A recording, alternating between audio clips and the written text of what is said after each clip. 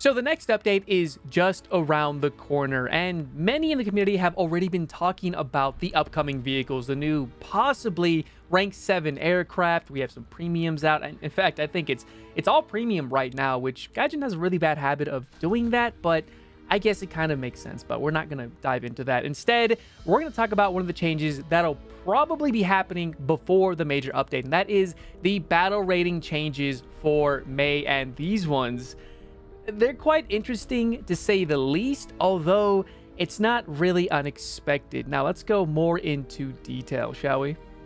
So welcome back to another talking head video. I don't really know why I call it that. I just kind of do. I guess it sticks, so it's just going to stick around for now, where I go ahead and talk about some of the, I guess, major and some minor changes that do affect the community more or less as a whole. And yes, I understand these videos don't exactly do entirely well for my channel, but it's some things that I just kind of have to do and would like to be a little transparent in how I view some things, so as you guys just don't see me as just, I guess, a shill or maybe someone who just doesn't care, because I genuinely do. Now, with that out of the way, some of the BR changes, well, they have always been a controversial topic here in War Thunder. You have many who agree with it and many who equally disagree with the majority of the changes. Sometimes they're pretty okay. Other times they just remind us that there is a severe compression issue, which I fear will only ever become worse as War Thunder ages, though I'll let those who do the analytics and statistics just deal with their own.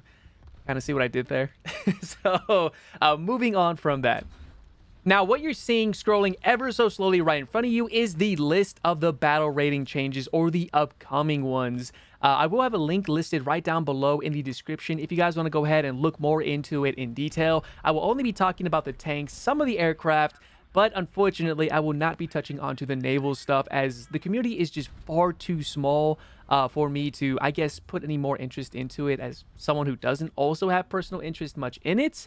I have some, but not a whole lot, guys. So I'll leave that to the professionals of the naval side. Now, with that being said, some of the bigger changes that you will have already have noticed, if you're still looking at that list, is, well, the Leopard 2 PL.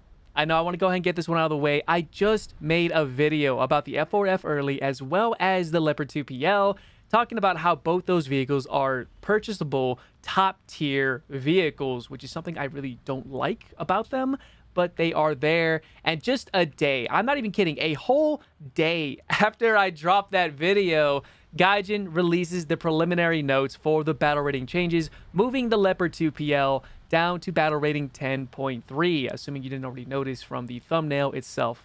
So I'm going to do my best to keep the video short and sweet so that it doesn't turn into a 27 to 30 minute video kind of talking more or less about the same thing. So with that being said, the Leopard 2 PL, in my honest opinion, should not move down to 10.3. Okay, I want to go ahead and get that right out of the way. The Leopard 2 PL, not going too far into detail, is basically a slightly worse Leopard 2A5 while having some better advantages. If you guys want to go ahead and get the full detailed review about this vehicle, I will have a little card listed above that will take you right to the actual detailed video with some changes to it, which you'll be happy to know there's not too many changes outside of, well, a couple things with the HE round, proxy fuse stuff. Yeah, it's in the previous videos. Go ahead and check that out, okay? So, I understand the reasoning as to why Gaijin does what they do, and it mostly comes down to their statistics, their evaluations of the vehicle's performance in the hands of the average player.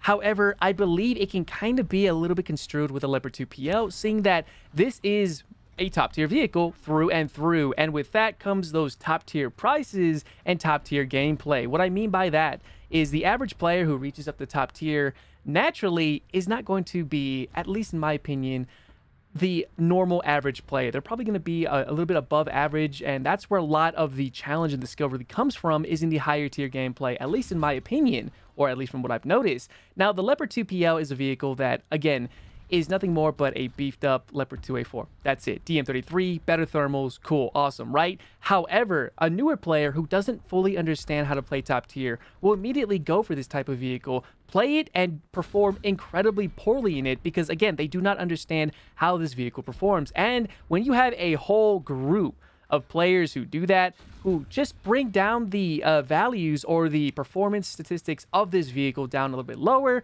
Gaijin sees that and does the changes as necessary. However, by doing that, it also creates another problem by having battle rating 9.3 deal with this now what could be considered absurdly powerful vehicle or a down-tiered Leopard 2A5 to some extent. I mean, some can even say this is better than the 2A5, though that varies from person to person. So case in point, the Leopard 2 PL should stay at 10.7, though that is entirely my opinion. You guys may have different ones, which if you do, feel free to let me know down in the comment section below, guys. It's always open to everybody. I don't censor comments at all. I know some creators do, but I sure as hell don't. Unless you post something obscene and irrelevant, then maybe I will, but that's besides the point. So moving on to the next one. Now, the next one I actually want to go ahead and talk about is kind of an unusual one, the Object 906. That's a vehicle I haven't really heard about in quite a while. It is moving from battle rating 8.0 to 7.7. So now that 7.7 Russian lineup is going to be incredibly good. You have a 4.3 second reload, I think it is. Basically T-54 with the stabilized gun platform and decent optics. Did it really warrant a decrease in battle rating? I don't really believe so. I understand why they might be bringing it down just a little bit because that vehicle is very much really untouched for whatever reason, though I might look more into it in this upcoming week's video. We'll definitely see more about that. But it will also be joining the ZSU 57-2, which is moving down from 7.3 to 7.0. That's weird. The vehicle used to be 7.7 a couple months ago, and now it's going down to 7.0. From 7.3. That's highly unusual. I don't know what to really think about that. That vehicle's kind of annoying to deal with, but it's easy to kill, fun to play, annoying to fight against, if that makes sense. Not against aircraft. The thing is really hard to use against aircraft, but that is besides the point. Now, the next one, which is the last one. This one has my head spinning. The Chieftain Mark V is going down, or excuse me, going up to battle rating 8.7 from 8.3. The only differences between the Chieftain Mark 3 and the Mark 5, I think it's the Mark 3, is the fact that it has a slightly better engine. I'm sorry if you hear that helicopter outside my house. It has a slightly better engine. That is the only difference between the two. The Chieftains, in my honest opinion, are very much underperforming vehicles. They're slow, they have good firepower, but they have terrible optics, terrible reload, terrible turret traverse, vertical targeting speed is very bad as well, and terrible reverse speed for the most part, at least for its size. And yet they're moving it up to battle rating 8.7. That is, it used to be at 8.7. Now, and then they moved it down to 8.3, which made it fit there incredibly well. But now they're moving it back up to 8.7. Oh man, that one has my head spinning because I was starting to get used to the vehicle and enjoy it just a little bit. And now they're doing that. I'm just probably not going to touch it because let's be honest here. It doesn't deserve to fight 9.7. It will get up tiered. You will always get up tiered. So that's just my opinion. And let's not forget about the SPAAs. The ADATS is going up. The Stormer is also going up to 10.7, which makes a lot of sense. The LVR BV701 is going up to 10.0, which is kind of a hard thing because that vehicle is incredibly expensive. And now it's going up to 10.0 when it first started off at battle rating 9.0. I guess it kind of makes sense, but come on, Gaijin, bring down the repair cost on the damn thing before you go ahead and do that. That's just my opinion. And another thing, too, the Falcon from 7.7 to 8.0. I agree with that. I'm sorry. I know I sound like a hater. I might be. The Falcon is a little bastard. Okay, no one ever played that as an SPAA. Everyone loves to use that thing as a tank destroyer, and it drove me absolutely nuts. Bravo to those who can use it. This is your fault, though, because you guys did so well in it. Gaijin decided to move it up to 8.0. Not that it's going to change much, but now your 7.7 lineup is kind of ruined. Man, Bryn suffers. I sound like a hater. I'm sorry, guys. I've had bad experience against the damn thing, okay? So, not something I'm totally crying about.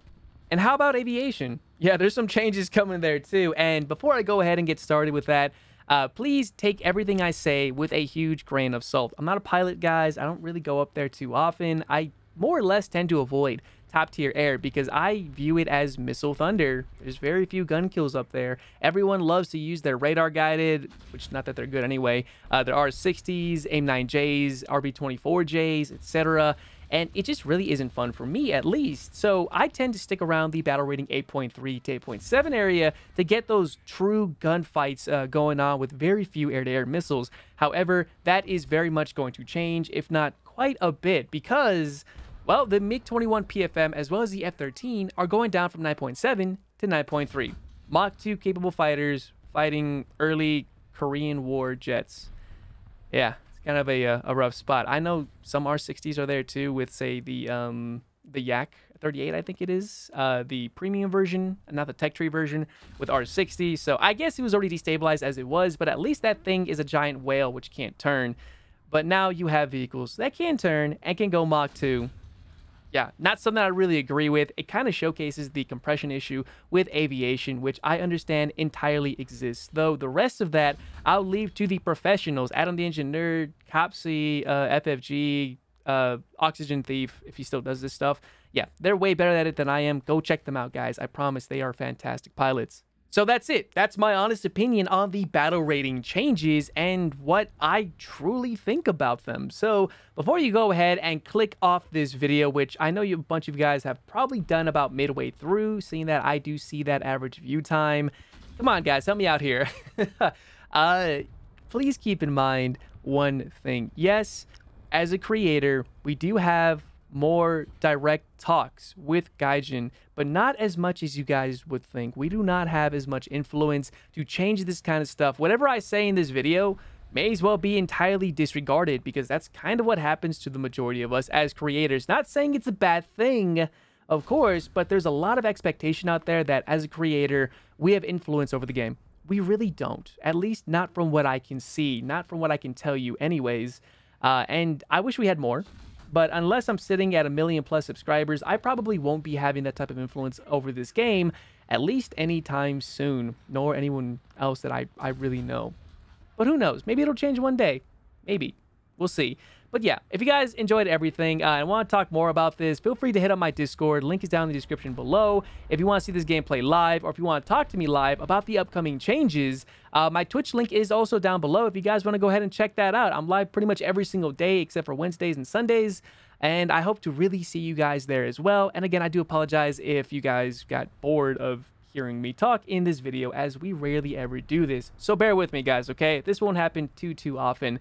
So with that being said, I hope you guys enjoyed everything, and I'll see you guys not only in the next video or even the streams, but in War Thunder itself. Good luck with the new BR changes. Enjoy the next update when it comes, and I will see you guys next time.